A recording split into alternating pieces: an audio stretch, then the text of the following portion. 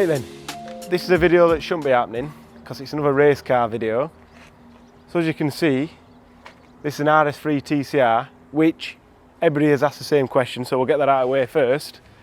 The RS3 TCR is just a 2-litre engine, the same as the Cupras, pretty much the same as the TT, 330 horsepower, some say 350, but the 330 horsepower, standard engine, standard IS38 turbo, big silly airbox, few little modifications, TTRS intercooler with a ducting like that we've made for ours. We'll put a picture of what that looks like, it's easy to see. Few little mods here and there, but the engine pretty much standard DSG gearbox. Still on the standard oil cooler on the gearbox, standard oil cooler on the engine, so there's no external oil coolers on these, which keeps them simple but makes the water quite warm. Nothing too fancy in that respect. Catch can from the factory. All the ECUs and everything are all component protections removed on them, so you can swap them between, swap engines, gearbox, whatever. So why is this here? Why do we need 4 race cars? We don't, and this is here because the guys who we race against in this, they had a bit of a crappy weekend last weekend and third gear's gone, which seems to be a common thing on these. Quite a few drop third gear this season in the Cupras and these, but luckily there's another gearbox there, we'll get it swapped, but I'll owe them a gearbox back, so I need to sort that out pretty quickly. But anyway, there's a little bit of a story behind this car, like there's with every one of these TCR cars. Most of them in the country are Cupras. There's a few people running these RS3s. Scott always wanted one before the TTs came up, but the TTs, the price we paid for both of them were very close to what the price of one of these costs. So new, 120 odd grand, second hand, they're not 120 odd grand, otherwise I would never even step foot in it. The problem is the spare parts, they cost what an 120 grand car would cost, so you've got to be very careful if you crash them, because that's cars and flyers, car bronze fibers, cars for hire. Rear arches, I think they're fiberglass, I'm not sure. This is steel, but it's got a bonnet venting, which on the Leons is carbon fibre, but on these it's not, so that's not a big deal. But yeah, loads of weird stuff. But this car, as we said, it had a bit of a crappy weekend, so whether we run through that or not, I'm not too sure. But yeah, so I was just going to the toilet with George, took him there, saw that they were having a crap week, and the guys driving it said, oh, we're going to sell it, we're sick of it. I said, well, speak to Scott if you're thinking about it, because he likes these. And then Scott, unbeknown to him that I'd had that conversation, went up and said, I'll give you X amount of pounds for it if you're going to sell it. And they kind of sort of pulled a funny face and then stuck a few grand on and said, if you pay this much, you can have it. So we went and got it yesterday. It's here now. We've took a few of their stickers off. I'm sure people knows it is. Some people watching this will race with us, so they'll know whose car it is. So as you can see, at some point in its life, the bonnet came up on this car. But the good thing about these RS3s, I'm not sure the Cupras are the same or if there's an option, but that's a plastic window. So it didn't smash that, it just bent the bonnet a bit. But these are not expensive anyway, and I think we'll be able to repair that. So not a big deal, we'll sort that out, get all the rest of the stickers off. I think we're going to pull this wrap off as well, but maybe not yet because we ain't got anything else to replace it with. One interesting thing, everybody keeps asking what this is. There's a fly dead in his wrap glue. It's not going to wing now. This is like an escape hatch, or I think if you're in a really bad way, they can kick this out and put one of them spinal boards in and get you out of the car without making you fully disabled. But yeah, so that's that. Wheels and everything, suspension, brakes, everything's the same as any other TCR, or at least VAG TCR, so we'll have a look when it's on the ramp at all that sort of stuff. But the brakes are the same as what we've got on our Golf and TTs, nothing too fancy there, but they're pretty good. Rear brakes, unvented, not sure why on these, but they're 2-pot calipers but unvented disc. And then as you can see, left-hand drive, just as we're getting in, you can see this door's a little bit dented. Now if this had not been repaired, this door would have been a little bit dented because it would, at Croft as well, so Silverstone were the last race out where this had gearbox and turbo problems, all of which we can overcome no problem.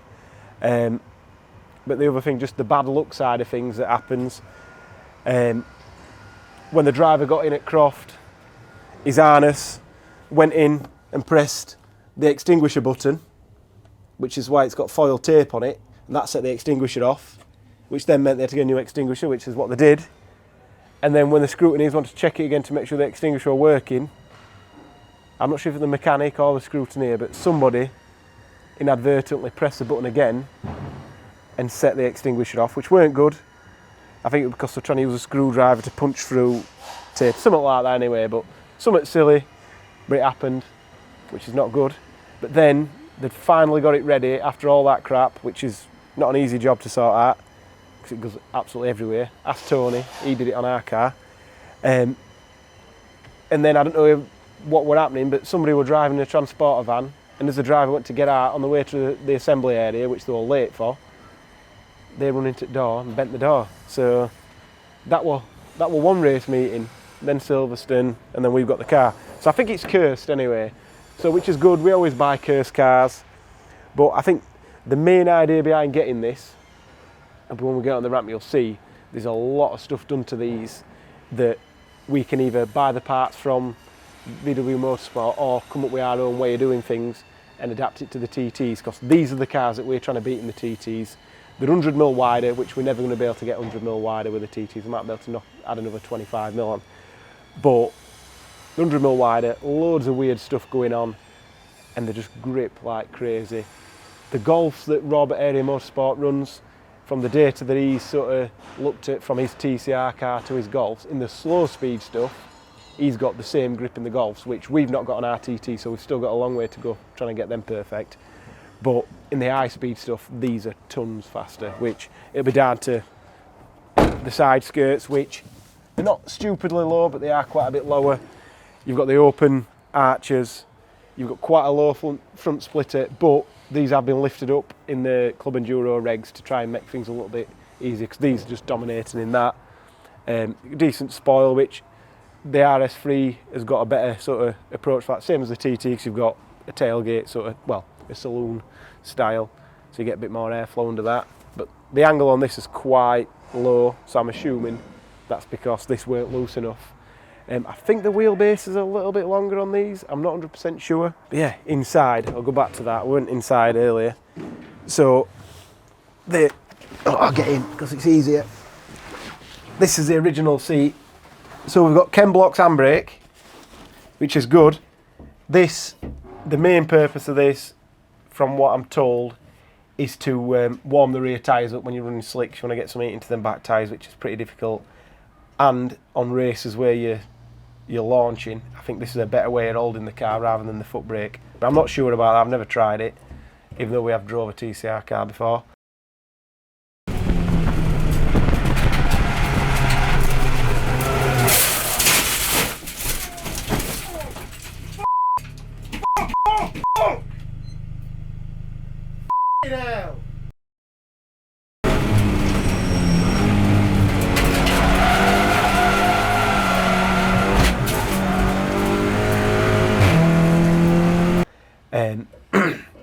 Yeah, still got standard gear shift, nothing fancy going on there.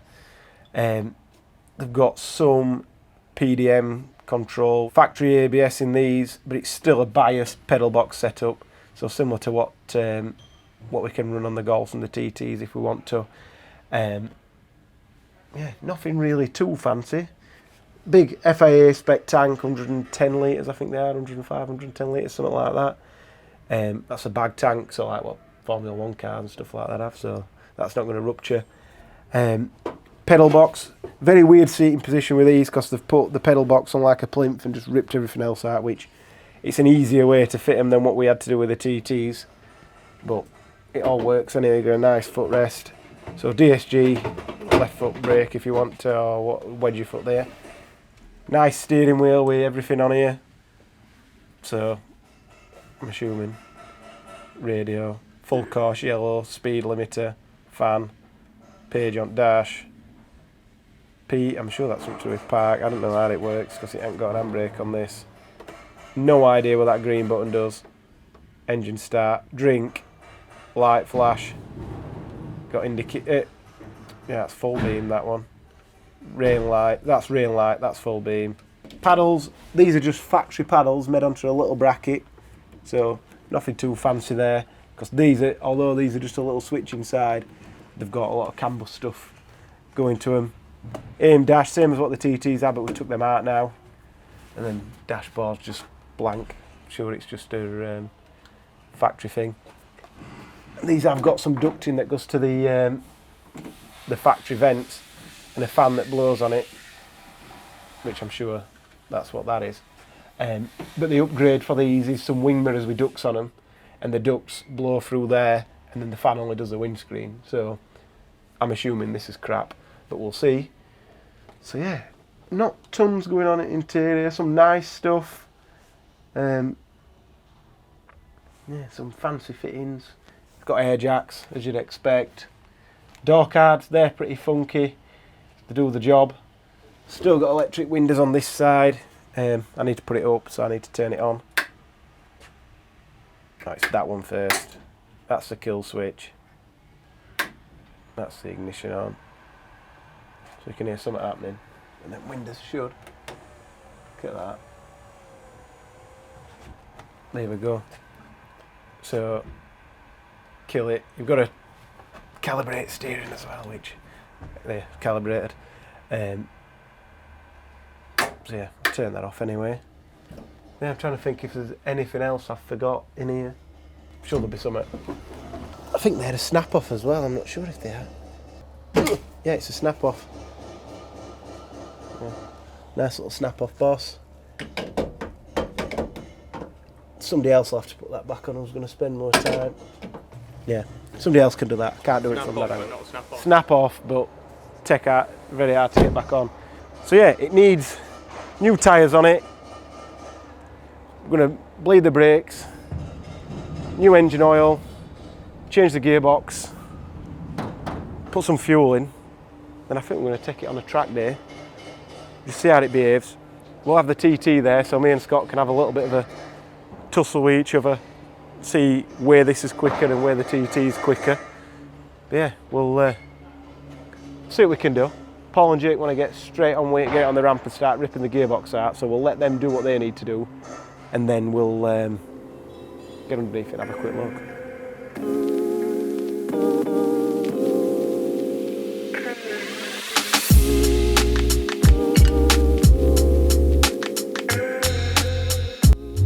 Day one of Darkside owning a TCR.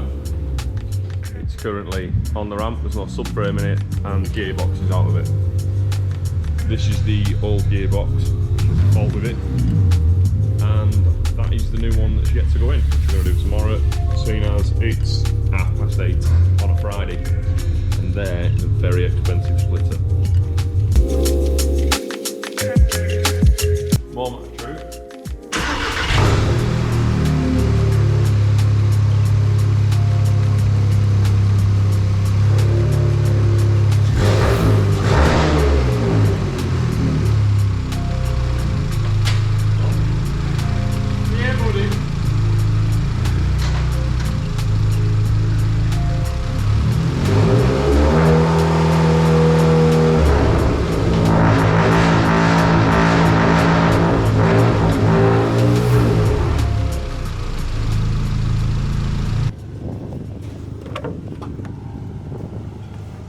All good? Yeah. I'm just making sure I've got the harnesses on. I'm not so sure about Paul. We got some tyre wrap. Some tyre wrap you took cage? Yeah. Is it right? I'll be right. Hey, buddy. Let's put some cack on. We're going for it. We'll go for a rip. Test run. Let her rip, tighter chip.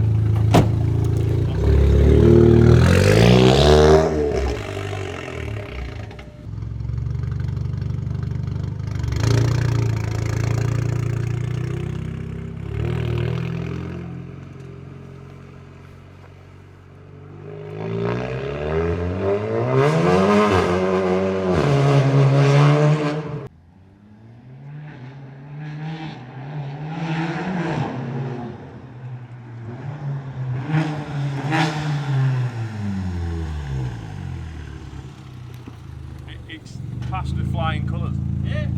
Ready for craft? No, Definitely. Get loaded in a trailer and then see you on Monday.